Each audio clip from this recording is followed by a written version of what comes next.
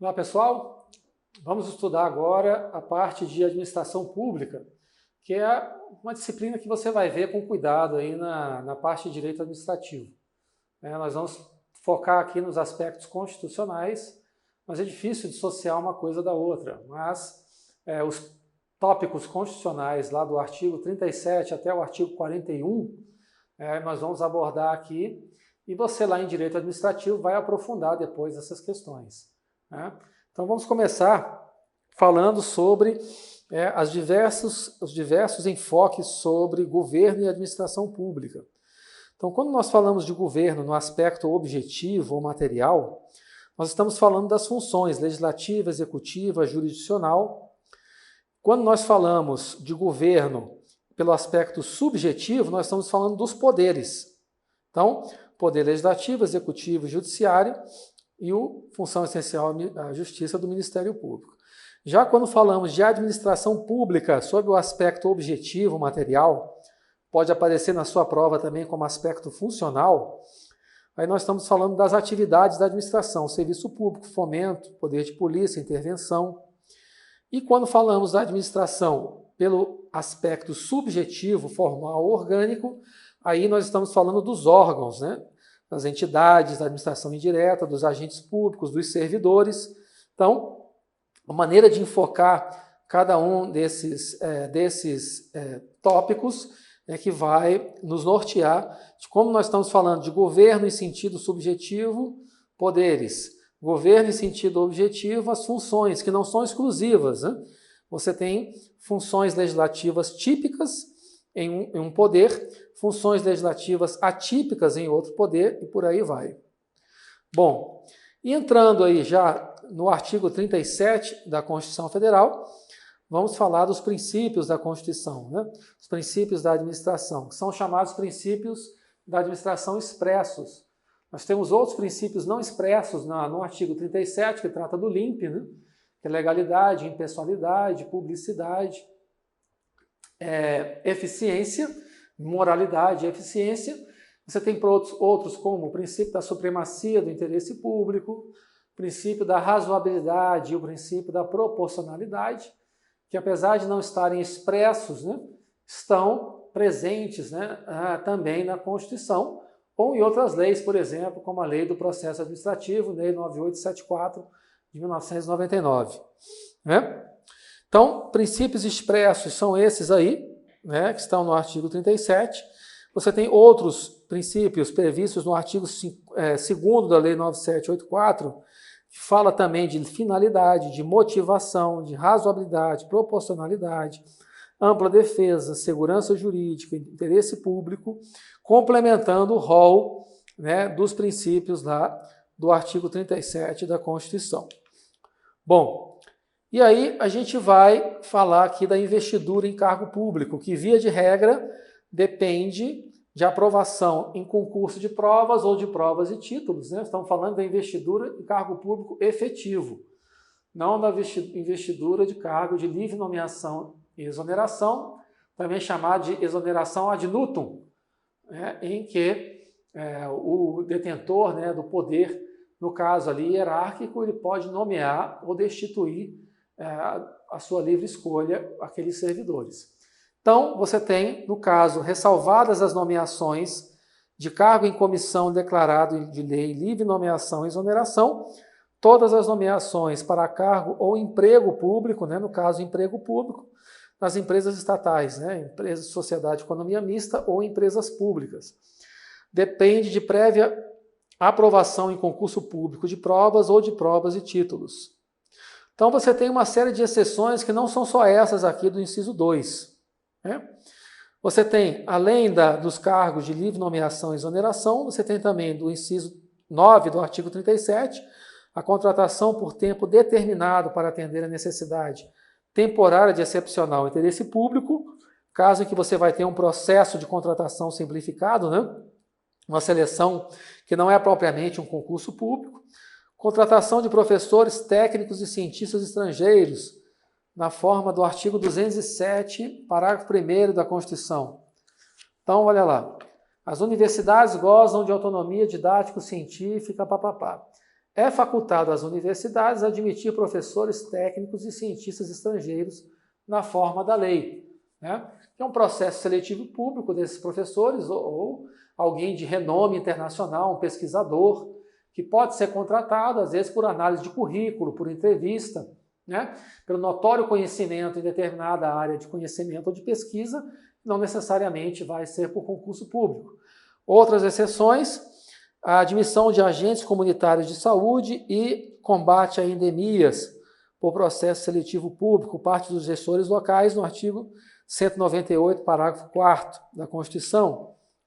Também o ingresso nos tribunais de segundo grau pelo chamado 5º Constitucional, que é a regra do artigo 94 da Constituição.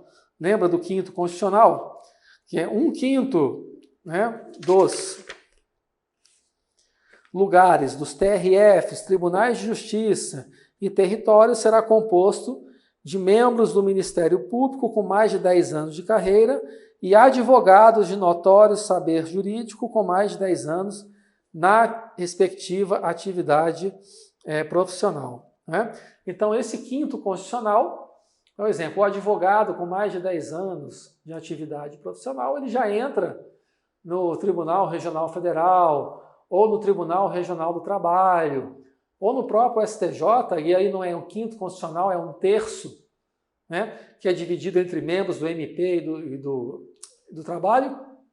Nesse caso, ele já entra vitalício.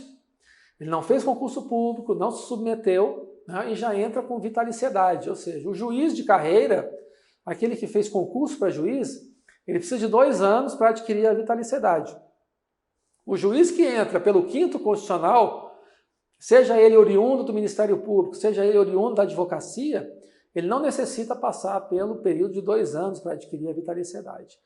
E, se o membro do Ministério Público ele já fez concurso lá atrás para entrar no parquê, o advogado não, ele já entra direto no tribunal, também sem necessidade do concurso, também mais uma exceção ao princípio do concurso público. Os conselhos de fiscalização profissional, existe uma decisão em andamento, está aguardando o voto do ministro Dias Toffoli, é bom você acompanhar, é a ADI 5367, né? Mas já existe lá uma maioria formada afirmando que se trata, né, de pessoa jurídica de direito público não estatal, né? É uma autarquia profissional. Então, o STF está para decidir, já tem uma maioria firmada, a não ser que o voto vista do ministro Alexandre venha em sentido contrário e haja uma mudança de orientação em algum voto já firmado, a tendência é que o Supremo firme posição de que não há necessidade de concurso público para ingresso nos conselhos de fiscalização profissional. Mas aí é bom você acompanhar essa ADI, a 5367, ok? Estão vinculados, né? Esses servidores, na verdade, são vinculados ao regime seletista, ok? Essa decisão está para decidir que estejam vinculados ao regime seletista e não ao regime jurídico único dos servidores. Precisam fazer concurso, né? Precisam obedecer aos princípios gerais de licitação, prestam contas ao Tribunal de Contas da União, à exceção da OAB. A gente vai ver, a OAB não é considerada uma instituição sui generis, não precisa prestar contas ao TCU, não precisa fazer concurso, é totalmente estranha. Mas os demais conselhos de fiscalização precisam fazer concurso, prestam contas ao TCU, mas seus empregados são empregados públicos, podem ser contratados via CLT, é isso que está para decidir o Supremo nessa ADI, ok? Bom, também decidiu o Supremo Tribunal Federal, pelo princípio da presunção de inocência, que é inconstitucional a exclusão de candidato de concurso que esteja respondendo a processo criminal, ok? A decisão se deu em sede de um concurso interno de promoção, mas vale já como precedente, né? No caso de você afastar um candidato simplesmente pelo fato dele estar respondendo a um processo criminal. Ele não foi condenado ainda em sentença transitada em julgado, ele não pode ser afastado do concurso apenas porque está respondendo, até porque ele pode ser inocentado. né? Tanto por falta de provas ou por afastamento da autoria ou da materialidade do crime. Então, realmente não faria sentido você afastar, né, não nomear o candidato ou tirá-lo do concurso pelo fato de ele estar respondendo a inquérito ou a processo, né? Nesse sentido. Bom, e o direito subjetivo à nomeação do candidato em concurso público? Né? Então, 3 teses que foram firmadas no Supremo. Quando a aprovação ocorrer dentro do número de vagas previsto no edital, quando houver preterição na ordem de nomeação por não observância da ordem de classificação, dentro do prazo de validade, e quando surgirem novas vagas ou for aberto novo concurso, ainda quando estiver válido o concurso anterior e houver a preterição. Ou seja, você passou no concurso lá para a Polícia Civil do DF, né? Você passou em número de 500, ele chamou 300. Se havia 500 vagas abertas, você que está no número de 500, você tem direito subjetivo a ser nomeado. Porque o poder público ele não pode abrir um concurso afirmando que tem X vagas e não preencher essas vagas. Por isso é que agora os editais estão vindo com cadastro de reserva. Agora é só cadastro de reserva, para que o gestor não se sinta obrigado a nomear aquele candidato. Mas mesmo assim o Supremo já tem visto com algumas reservas isso, né? Porque se você tem vagas a serem preenchidas, né, e não nomeia, qual é o sentido de você fazer o concurso público? E outra, se estiver dentro do prazo de validade, né, e a administração nomear um candidato que ficou atrás de você já pode entrar com mandado de segurança, porque você tem direito líquido e certo de ser nomeado na frente do candidato pulão. Ok? Esse é um direito líquido e certo. Então, dentro do número de vagas previsto no edital, a nomeação não observou a ordem de classificação e, quando surgirem novas vagas ou for aberto outro concurso durante a validade do concurso anterior e ocorrer a preterição dos candidatos de forma arbitrária e imotivada. Ok? Bom, inciso 5º do artigo 37. As funções de confiança, né, são exercidas exclusivamente por servidores efetivos. Já os cargos em comissão serão exercidos por servidores de carreira nos percentuais mínimos definidos em lei. Então, guarda isso. Função de confiança, só servidor efetivo. Então, por exemplo, lá no Poder Executivo Federal, você tem diversos níveis de função de confiança. FC1, FC2, até FC6, eu acho, né? Já os cargos em comissão, de livre nomeação e exoneração, podem ser preenchidos por servidores não efetivos, mas nos limites estabelecidos na lei. Então, tem um limite lá para o Poder Executivo, um outro limite para o Poder Legislativo e um outro no Judiciário. Ok? Direito de greve e livre associação sindical já foi estabelecido pelo Supremo, né, garantido pelo Supremo. E aí você tem 4 posições em relação ao mandado de injunção, que a gente ainda vai estudar, né? O mandado de injunção é justamente impetrado para obrigar, instar o legislador a regulamentar uma matéria da Constituição que não foi ainda regulamentada, e o Supremo Tribunal Federal adotou, né, a posição geral, concretista geral direta, no caso do direito de greve do servidor público, porque excede 3 mandados de injunção.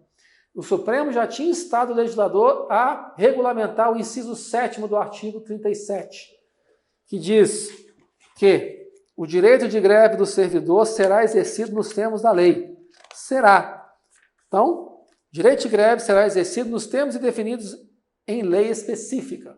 Como o poder público nunca editou, o Poder Legislativo nunca editou essa lei específica, o Supremo Tribunal Federal, em sede de 3 mandados de injunção, determinou que se aplicasse a lei de greve do setor privado, que é a Lei 7783 de 1989, para que o servidor público exerça o seu direito de greve, né, com as limitações da lei, serviços essenciais, aquela coisa toda.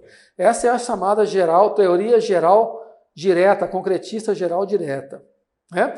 Você tem a posição não concretista, em que o Supremo simplesmente reconhece a ausência da norma, né, e faz um apelo ao legislador para que ele legisle.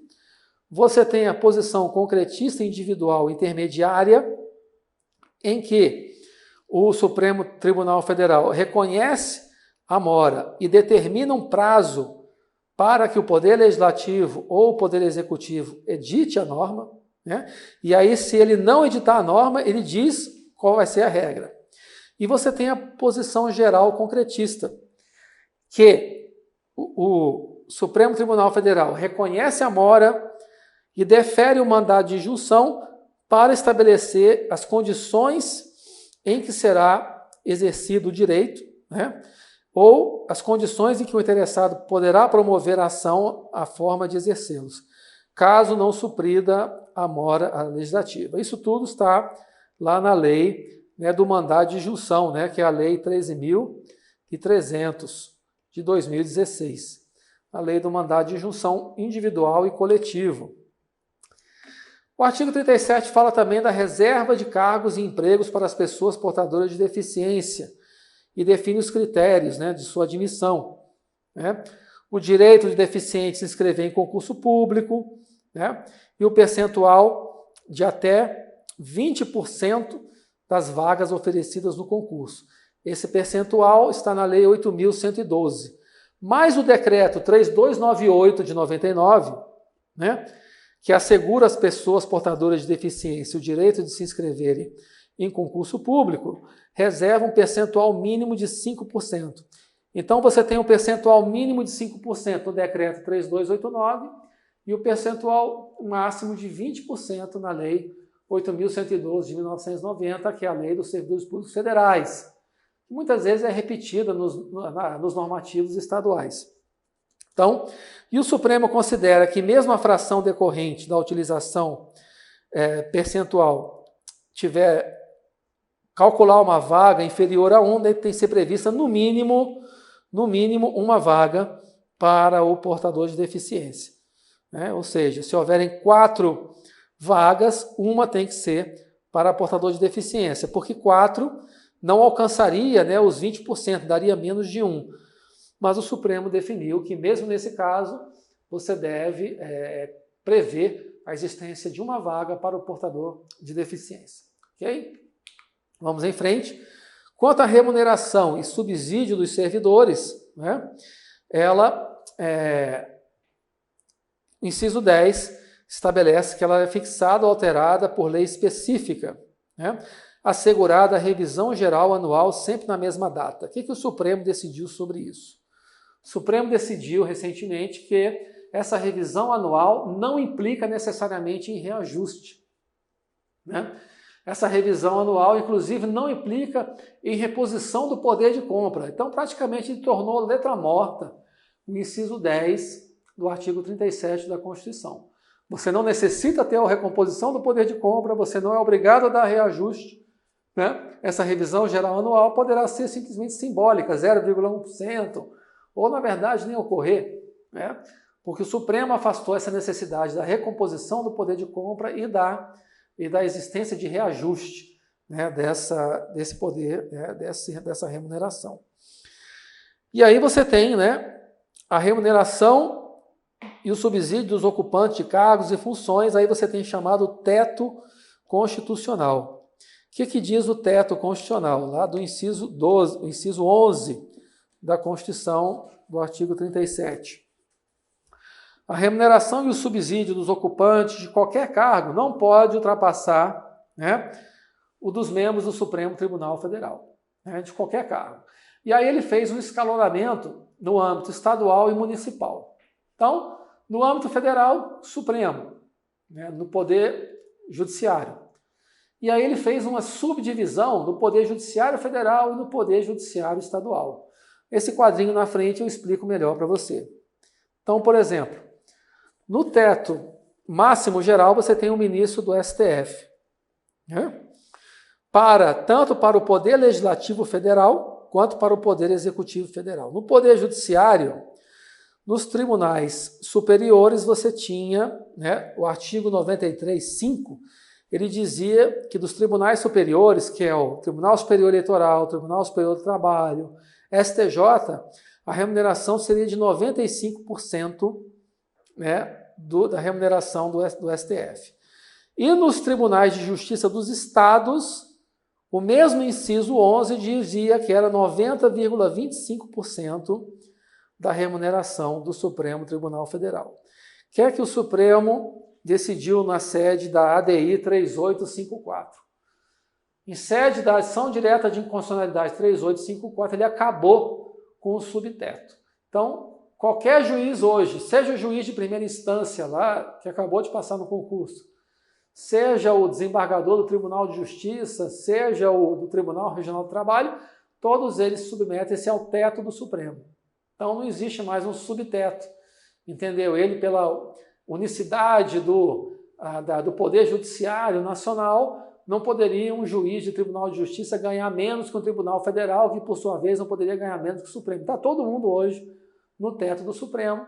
Ele deu interpretação conforme, na verdade, uma verdadeira mutação constitucional do inciso 11 do artigo 37.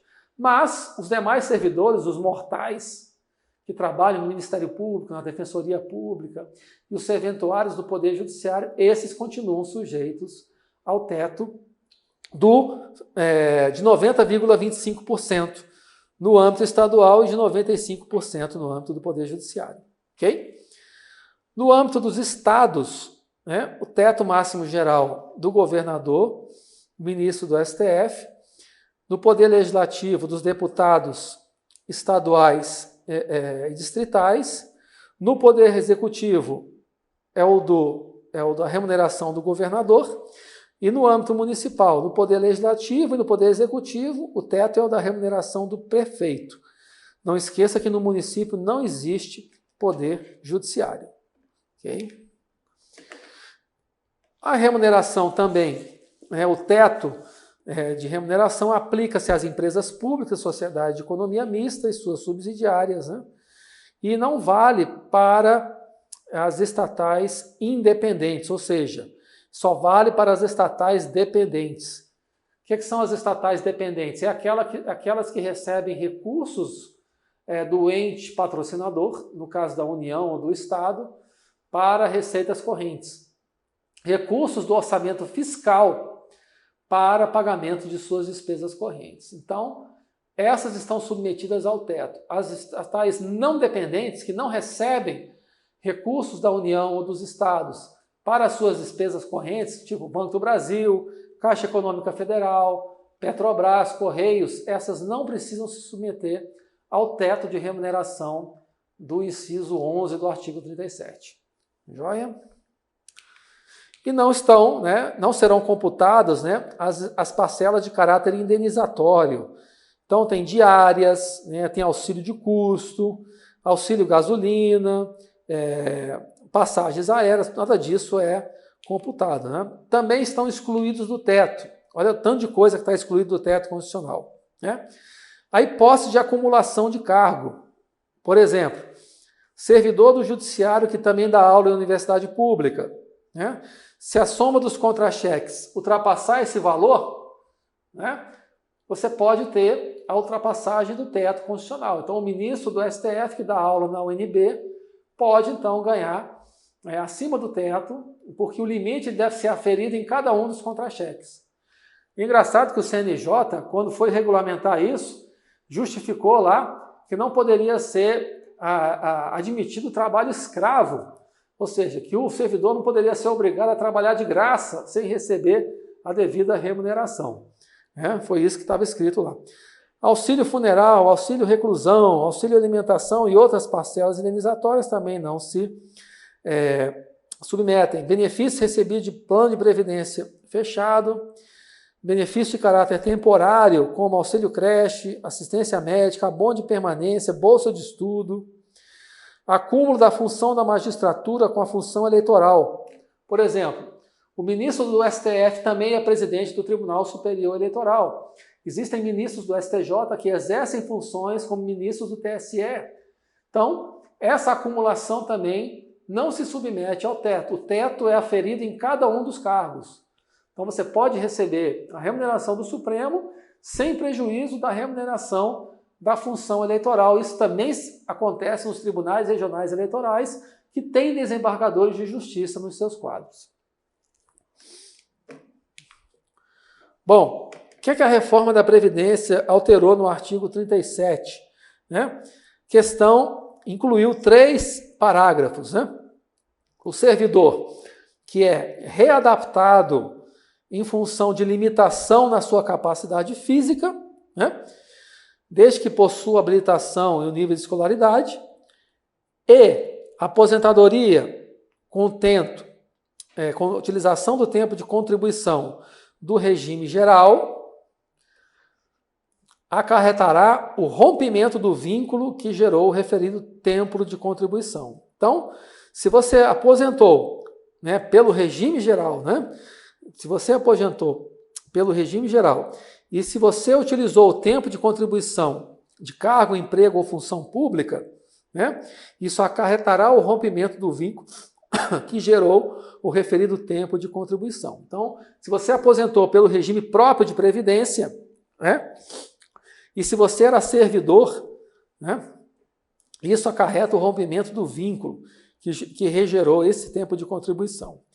E ele veda no parágrafo 15º a complementação de aposentadorias de servidores e de pensões por morte a seus dependentes, que não seja decorrente do disposto do parágrafo 14 a 16 do artigo 40. Né? O que diz os parágrafos 14 e 16 do artigo 40 com a redação da emenda constitucional, né? O regime de previdência complementar, né? É aquele regime de previdência complementar, né, previsto, né, para os servidores que entraram após a emenda 41 de 2003. Então, se você entrou após a emenda 41 de 2003, você não pode acumular os regimes de previdência, né? E nem a complementação de aposentadoria que não seja pelo regime de previdência complementar. Porque quando você adere ao regime de previdência complementar, você passa automaticamente para o regime geral do INSS. Né? Você está no teto do INSS. Todo servidor público federal que entra hoje, ele entra pelo regime geral do INSS e é obrigado a aderir ao FUNPRESP, por exemplo, no caso da União, que é o Fundo de Previdência dos Servidores Públicos Federais. Esse FUNPRESP é que complementará a aposentadoria do servidor. Então, hoje, todo servidor entra no regime geral do INSS e é obrigado a aderir ao FUNPRESP. Se ele não quiser aderir, também não precisa. E aí ele não tem aquele valor que ele recolheria ao FUNPRESP, ele aplica isso no mercado financeiro, faz uma poupança, e aí ele define o que é que ele quer fazer com esse dinheiro. Ok? Hipóteses lícitas de acumulação de cargos públicos. Você tem lá no inciso 16 do artigo 37, 2 cargos de professor, um cargo de professor mais um cargo técnico ou científico, 2 cargos privativos da área de saúde.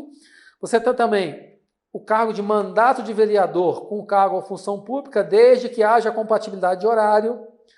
Um cargo de juiz com o cargo de magistério, artigo 95. O cargo de membro de Ministério Público com o cargo de magistério público. Proventos de aposentadoria do regime próprio, né, com os cargos acumuláveis na forma da Constituição. Também o cargo de magistrado com o exercício da função eleitoral, né, como eu já falei para vocês aqui, e conforme a Lei 8.305 e a resolução do Conselho Nacional de Justiça. Né, e aí uma hipótese de acumulação em funções, né, fora da Constituição. Uma outra hipótese de acumulação foi incluída pela Emenda Constitucional 77 de 2014, que estendeu aos profissionais de saúde que atuam nas Forças Armadas a possibilidade de acumulação lícita de cargos e empregos na área de saúde. Ela modificou lá o artigo 142, parágrafo 3º. Né? E a Emenda Constitucional 101 de 2019, que incluiu os militares estaduais nas hipóteses de acumulação do inciso 16 lá da Constituição da República, né? Com prevalência da atividade militar, ou seja, o militar ele pode acumular como professor, pode acumular também 2 cargos de profissionais de saúde, mas com prevalência da atividade militar. E o que é cargo técnico e científico? Né? Quem definiu isso não foi nem o STF, né? Foi o STJ. É aquele para o qual sejam necessários conhecimentos técnicos específicos. Então, mesmo que não seja de nível superior, tanto o STJ como o TCU definiram que o cargo técnico de científico é aquele que necessita de um conhecimento técnico de uma área específica. Pode ser um técnico em contabilidade, pode ser um técnico em enfermagem, pode ser um enfermeiro, né?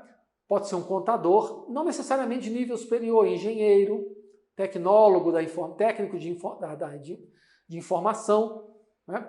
Programador, analista de sistemas, técnico científico, é todo aquele cargo que necessite um conhecimento específico. Isso não inclui, por exemplo, o cargo de analista judiciário administrativo, que qualquer área do conhecimento você pode concorrer a esse cargo. Já o analista judiciário, área judiciária, que exige a formação em direito, esse seria um cargo específico, né? Cargo técnico e científico, que exige o conhecimento de uma área de conhecimento específica. Ok? Questõezinhas, né? Maria, servidora pública federal, 25 anos de idade, entrou em posse, tomou como analista do TCU, cargo que exige nível superior em qualquer área do conhecimento. Depois, ela entrou em exercício no cargo público de professor universitário. Um ano depois de ter tomado posse na UNB, comunicou esse fato ao setor de TCU e o cargo de analista é legalmente acumulável com o cargo de professor, conforme jurisprudência do STJ, desde que haja compatibilidade de horários. Errado, né? Conforme decidido pelo STJ, né? Se o cargo de analista de controle externo do TCU admite qualquer formação superior, ainda que exija conhecimentos específicos em contabilidade, em estatística, em controle externo, em direito administrativo, em auditoria, né, contabilidade pública, esse cargo não é, pelo entendimento do STJ, considerado técnico-científico, então ela não poderia acumular esses cargos. Ok? Mais uma, a Constituição Federal veda a percepção simultânea de remuneração de cargo público com provento de aposentadoria, ressalvados alguns casos. Assim é que os proventos de aposentadoria do cargo de analista judiciário junto ao TRF, né, somente poderia assumir o novo cargo de gestor se renunciasse à aposentadoria de auditor. Então, aquele que era, né, um analista do TRT não pode acumular os proventos de aposentadoria porque não é um cargo técnico-científico. Se fosse um cargo técnico-científico, ele tivesse aposentado e estivesse acumulando, por exemplo, com um cargo de professor, poderia, porque ele é acumulável na ativa. Então não teria problema de você estar recebendo a aposentadoria do cargo técnico-científico e exercendo a atividade de professor. No caso, ele teria que renunciar ao cargo, à aposentadoria de auditor, se quisesse assumir o cargo de analista, porque nenhum dos dois é acumulável na forma da Constituição. Beleza? Então, questão de especialista em políticas públicas. Tratando de acumulação de cargos em empregos públicos, avalia a seguinte situação. José, auditor aposentado da Receita, é professor da autarquia da UFRJ. Pretende agora submeter-se ao concurso para gestor governamental. Uma vez aprovado, aponte sua conduta lícita. Pediria licença sem remuneração ao UFRJ para tomar posse como gestor? Não. Poderia assumir o cargo sem qualquer alteração de sua situação? Não. Somente poderia assumir o cargo se renunciasse à aposentadoria de auditor. Correto. Né? Por quê? Auditor da Receita, né, não é considerado cargo técnico-científico. Então, se ele na ativa não poderia acumular esse cargo com o cargo de professor, ele não pode, tendo se aposentado, né, assumir o cargo de professor na universidade. Porque o que não vale na ativa não vale na aposentadoria. Então, ele teria que renunciar à aposentadoria do cargo de auditor para poder assumir o cargo de professor na universidade pública. Então, é melhor ele dar aula na universidade privada, porque aí não teria problema em acumular. Então, o problema é esse. Se você não pode acumular esses cargos na ativa, também não pode acumulá-los na aposentadoria, ok? Então, correto, só poderia assumir o novo cargo de gestor se renunciasse à aposentadoria de auditor. Então, no próximo ponto, a gente continua dentro ainda do capítulo da administração pública.